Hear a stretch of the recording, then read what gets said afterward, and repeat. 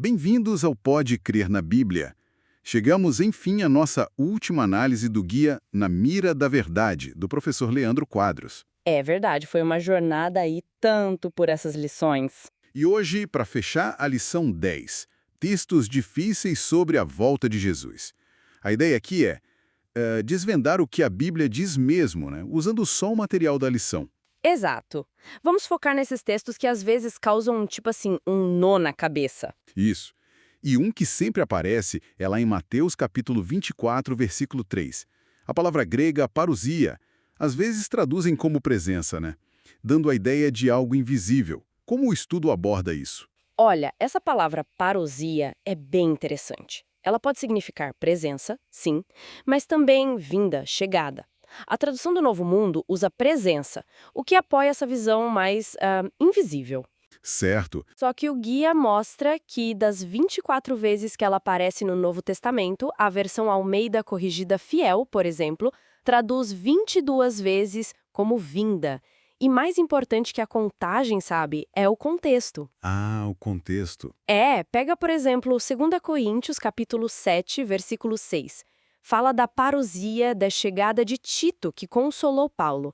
Foi uma chegada bem real, bem visível. Entendi. Uma pessoa chegando. Isso. E o próprio Mateus 24 descreve essa parousia, nossa, de um jeito impossível de ser secreto. Versículo 27, como relâmpago que sai do Oriente e se mostra até o Ocidente. Todo mundo vê um relâmpago, né? Exatamente. E tem o som de trombeta no versículo 31, e o versículo 30 diz: todos os povos da terra verão o Filho do Homem vindo sobre as nuvens do céu. É público. E Atos, capítulo 1, versículo 11, também fala disso, né? Que ele voltaria do mesmo jeito que subiu. Perfeito. E ainda tem outras palavras, tipo Apocalipse, que é revelação, lá em 1 Coríntios, capítulo 1, versículo 7.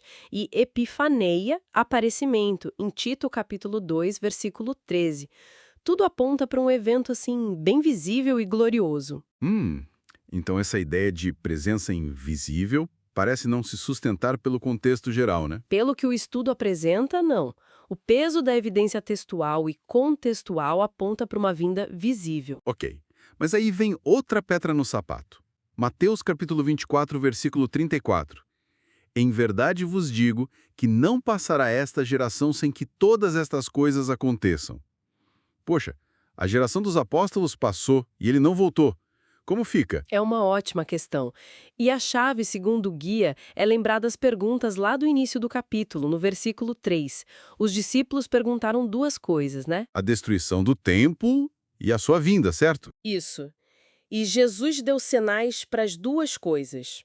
O estudo sugere que os versículos 15 a 22, por exemplo, descrevem muito especificamente a queda de Jerusalém, que aconteceu em 70 depois de Cristo. Ah, Então, a geração que não passaria sem ver todas estas coisas seria provavelmente a que testemunharia aqueles sinais específicos da destruição do templo e da cidade. faz sentido separar as respostas. Uma coisa eram sinais para a queda de Jerusalém, outros sinais para a volta dele. Exatamente. O contexto direciona para essa leitura. Beleza. Seguindo em Mateus 24, versículos 40 e 41. Então, estando dois no campo, será levado um, e deixado outro.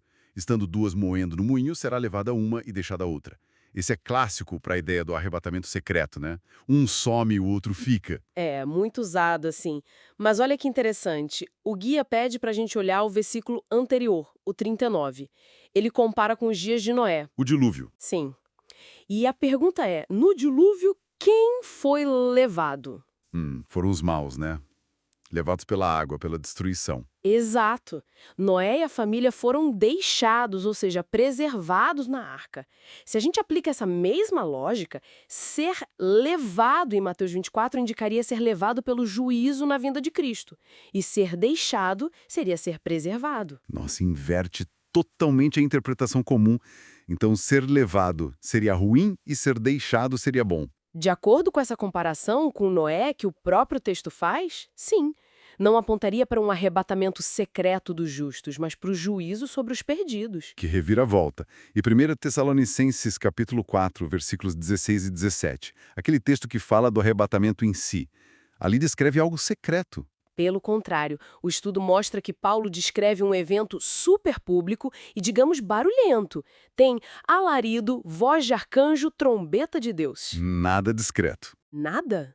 É visível. O mesmo Senhor descerá do céu.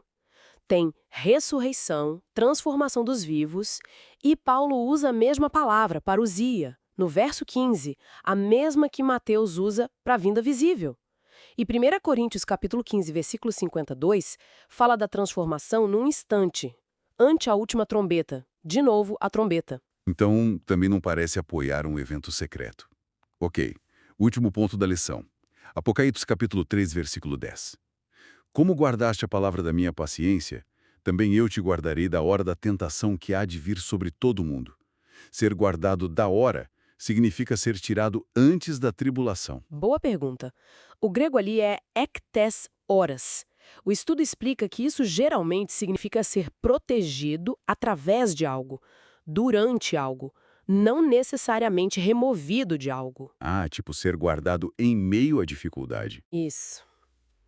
Como Jesus orou em João, capítulo 17, versículo 15. Não peço que os tires do mundo, mas que os livres do mal. E Apocalipse, capítulo 7, versículo 14, mostra a multidão que veio da grande tribulação, não que foi retirada antes dela. Entendi. Eles passaram por ela, mas foram protegidos. Exato.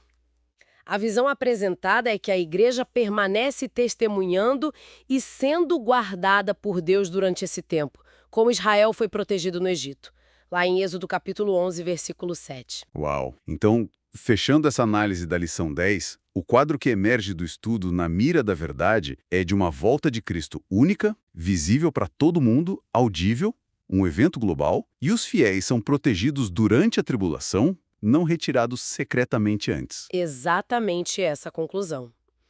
E reforça a importância de analisar a Bíblia com cuidado, né? Olhar o contexto, o sentido das palavras originais. Fundamental.